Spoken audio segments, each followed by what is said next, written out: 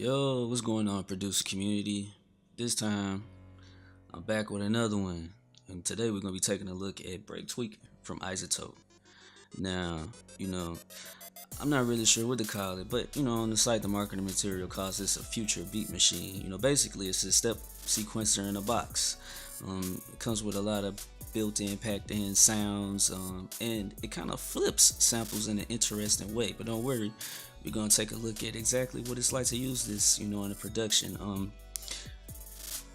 I gotta say, I really like working with this one. At first, it was definitely pretty daunting, but the dope thing is that Isotope kind of provides enough tooltips to help you get around. And once you roll over and highlight, because this thing is deep. Like, I believe I probably only really scratched the surface with what you can actually do uh, with this VST. But it was in my library. I pulled it out, dusted it off, and was like, man, let me see how to use this thing.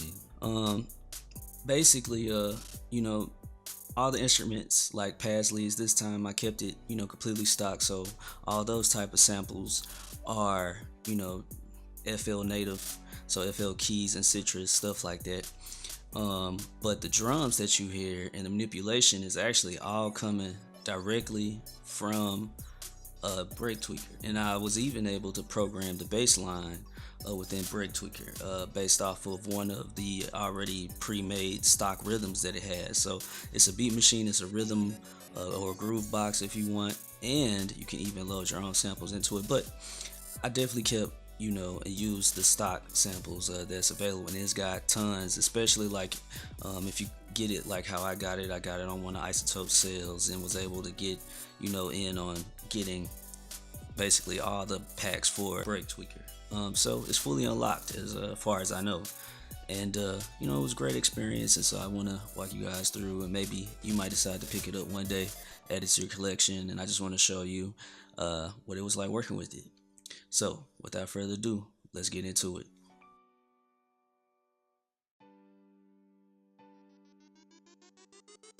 Alright, so here we are with BreakTweaker. And when you first launch BreakTweaker, you're greeted with the splash that basically gives you the rundown of what you need to do to get, up and running in general. So what samples means is that C1 on your keyboard, basically you can play the individual samples of the kit, and it preloads you with 6 samples. I mean, that's pretty much all you have. You can load up to 6 different samples into it, and pretty much they're all drum samples, but you can, with some creativity, manipulate them to sound like practically almost anything you want once you dig into the plugin. Then from there, you have 24 patterns, which are split up across each semitone of a 2-octave scale. So it works out quite well. Now, once you have a grasp of this, you can go ahead and close it, and you don't have to show it again. Also, latch implies that once you play a pattern, it'll just hold that pattern until the next note change. So if you're playing a pattern on C, all you have to do is just hit that note once, and then it'll hold until, say, for instance, you hit C sharp or D, or and so on. And then you have the options to set the tempo that the plugin plays it, or you can just sync it to your host. For the style of music that I work with, primarily keeping the tempo sync with the host worked quite well for me. So after that, you want to close it, and you can either leave it and don't show it again, or click don't show it again, and whenever you launch it, it'll stay listed. So now we're going to be on the sequencer page, and this is where all the action pretty much takes place. Its most simplest form. As you can see, one thing that I have to say is I wish that I could scale this like this was I guess a more vectorial layout, because having to scroll it's just a workflow thing. It's not that big of a deal, but being able to see the whole sequence at once would be a slightly nicer thing to be able to do. And speaking of that, also, it's not vectorial, so I can't resize it, so I'm limited pretty much to that. But I just wanted to get to that because it just stood out to me as I was going over, and also when I was making this beat. But as you can see, it's really easy. You can pretty much see all the steps that you have access to on this page. Now if I come here and I actually stopped the beat really quick. As you can see, we're not hearing anything. Now, what's cool is I can come right here and press play and just preview each sound that I have loaded up in this particular pattern. And once you figure out, the once you're able to preview the sounds, you can come over to this folder, and maybe you don't like this kick as they labeled it, but you might be looking for a different sound. Well, you just come over and click this folder, and now you see you have access to a whole host of samples that you can actually load in. And so from the bass category, this is how many samples we have. And then you also have like hi-hats, kicks, and grooves that you can even load into you know individual channel. And that's pretty dope. And then if I want to close it, I can either hit close or I can just click back on the folder. Now, one unique thing that I didn't make a lot of use of during this particular production is the fact that you can actually change per step how fast that particular pattern or track is playing back. So you could play things, third the speed all the way up to three times the speed, which is amazing. And then you have individual volume controls, and then you have pans. So you can actually do some light mixing right within this sequencer. I'm going to kick back up that pattern just so we could go over some things. Now, you can see this step has the way I drew it out. I tried to program, pretty standard trap like um, bass line. And I gotta say, it was a little at first challenging to work with it, but as you can see, by me hovering over this step, actually the tooltip pops up and it says, single click to insert a step, double click to delete a step, click and drag to move a step, click and drag the right side to change the length, and click and drag from the top to change the velocity or the volume. So basically I can change, just like this. You see it has those three dots here, and then I can change it just like this. And that's really cool. And then you can drag it and drop it. And there's a couple of little other dragging too far advanced features. So if I hold Alt, I can copy, which is very dope. Because at first I didn't know that, and as you can see when you're doing it, you can't really. It doesn't tell you that you have that ability. Also, by right clicking, we can do things like we can copy just the track. So basically, it'll copy this pattern, and if I want to duplicate that to somewhere else, now even though it's grayed out because I didn't copy it, so let's just copy that track. Copy it, and if I wanted to, I should be able to paste that track right down into it. So let me do that. And now I got some crazy going on, but that's the idea, and that's on my clap. But of course, we don't want that, so we'll just come up here and click undo, and it'll take us back to where we were. Now, you might have noticed that when I clicked on this, we actually drifted right down into the sample edit page, and we'll talk about that in the next section.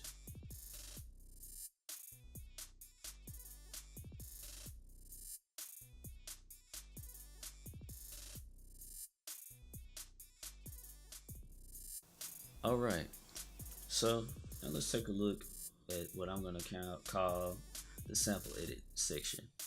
And so basically, what happens is once you click on any one of your steps, actually click on a cell, it'll highlight the sample edit. And so as you can see, when I don't have anything, I can't do any micro editing.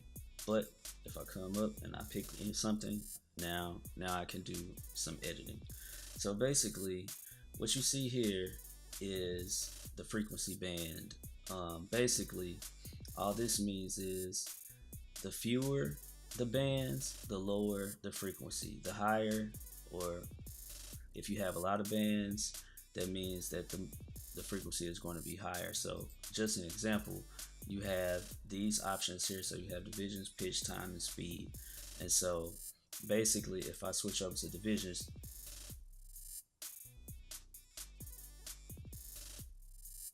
can hear how that worked out. And now,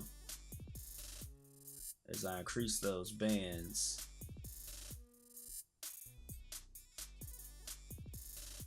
now you have that.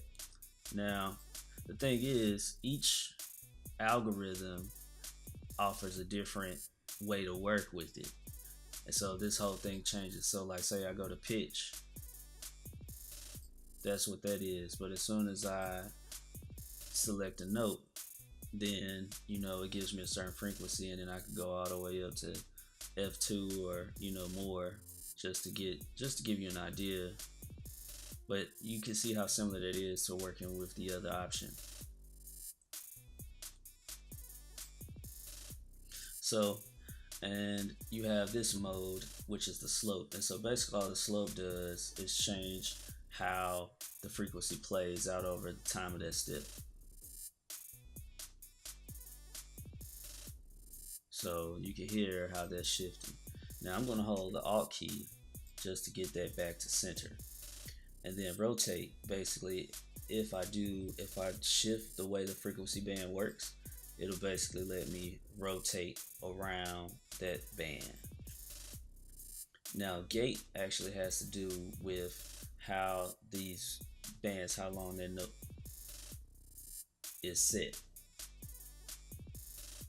And so I can actually, again, shift how the frequency band works by adjusting things. And as you can see, kind of like just creates a different vibe throughout the frequency band, just to give a different type of character. It's not so standard when you do that. So I'm just going to set everything back down to simple.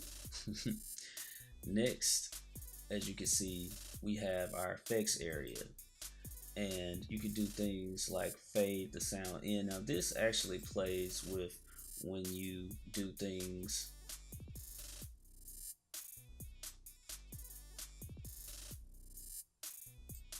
like shifting the way the rotation works.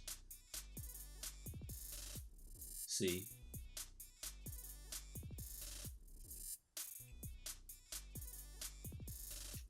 So,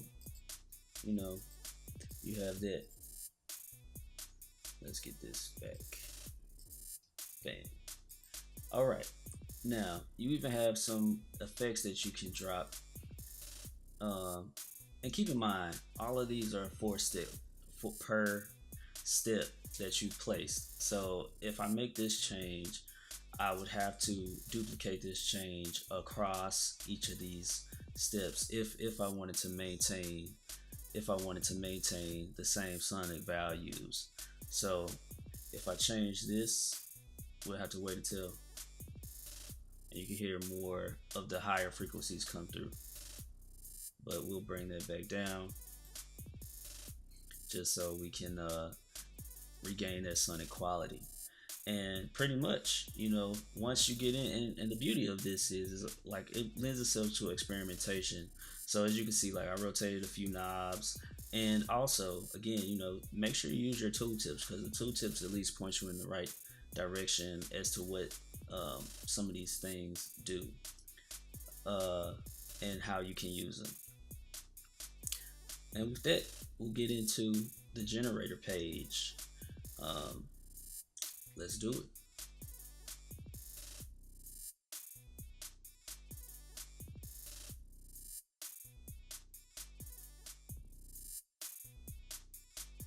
Alright, so here we are on the generator page. Now, if you're curious how to get to the generator page, all you need to do is come over and click this little waveform. If you're on the sequencer page, to get to the generator page, again, come over and click that little waveform. Now, the generator page is actually extremely powerful. I don't know how much I can emphasize that, because this is actually where a lot of the magic can happen. They packed a lot into this page. So you can actually layer up to 3 generators, and they can be waves or the embedded synth. which is just amazing.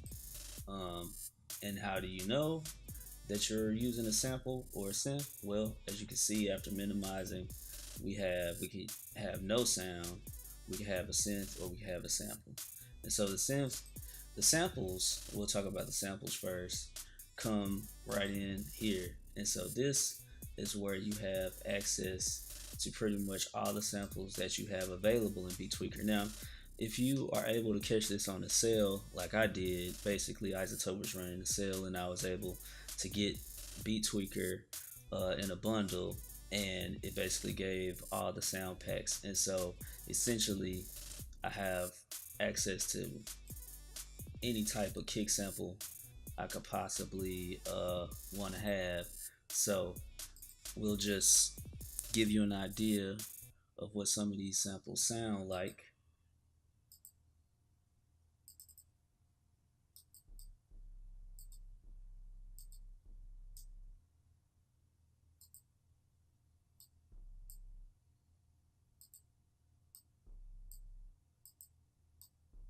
And a lot of this is going to sound similar just because of how I have everything set up. But you can definitely hear a little bit of that variation. Now, you can see that you can change the sample start, you can change the sample end. We'll go up a few samples to get back. Yeah. So you can change the sample start, you can change the sample end. As you can see right here, you can either drag from this place, or you can come down and access that little knob individually and get a more like finite control. And you can change exactly how that's working. You can reverse it, you can do a ping pong, and you can switch the order of that ping pong, so it'll go forward and it'll go back over the sample, and it'll go, or you can start from the end of the sample, play backwards, and then come back forward again. um, this little area here, you can also zoom in on the wave, so you can pick, when you're picking what part of the sample you actually want to loop. uh, you could zoom in and then it'll play that loop right here. Now you even have ways that you can sweep over that sample. So if you're like using a filter, like you see, I just chose LFO. So now basically it'll pitch, as you can see, we have so it will pitch from, I could pitch an entire octave down over that sample.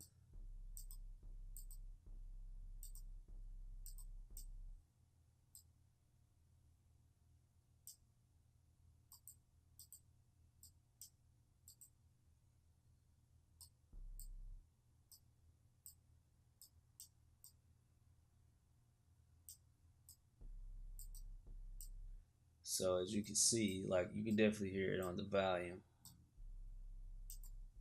So now I'm controlling that envelope. You might be like, where are you, how you know what the envelope is? So if we come over to this window, we could change the attack of that envelope, the decay or the hold, next the decay, and the sustain. So the sustain is by moving it up. Decay on the x-axis or horizontal, and then the sustain is the vertical, and then the release here, it's right there at the end. That's also achieved by horizontal movement.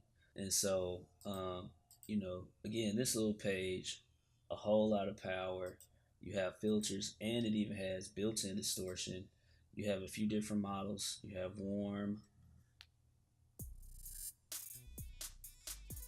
and as you can see, you have you have one LFO, you have LFO2 and envelope one, and just like with you have the same thing, and you could come over and change and switch between different waveforms, just like so. And this is all how that LFO is going to play over the course of that step. So if you have a 2-bar step, then you'll have time for the LFO to actually play and for you to hear the effect.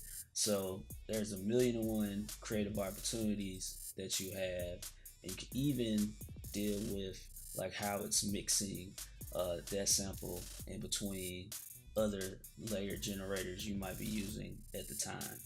So, you know, that's pretty much it for this, and let's get into some closing thoughts and comments.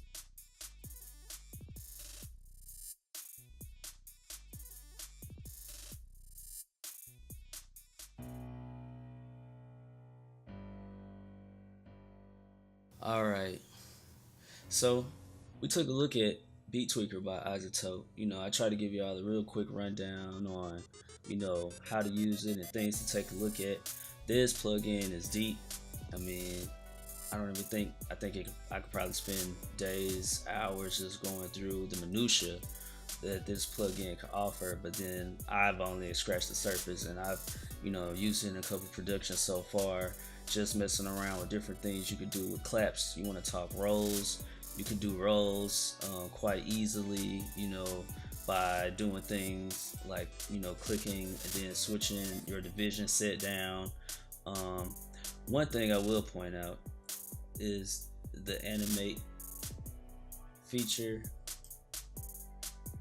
I'm not sure that I like that as much, because like if I'm playing through a pattern and I just want to focus on that pattern in context to how it's running, I wasn't able to figure out a way to actually turn that off. And I went into the help and everything, and I just couldn't see how to stop it.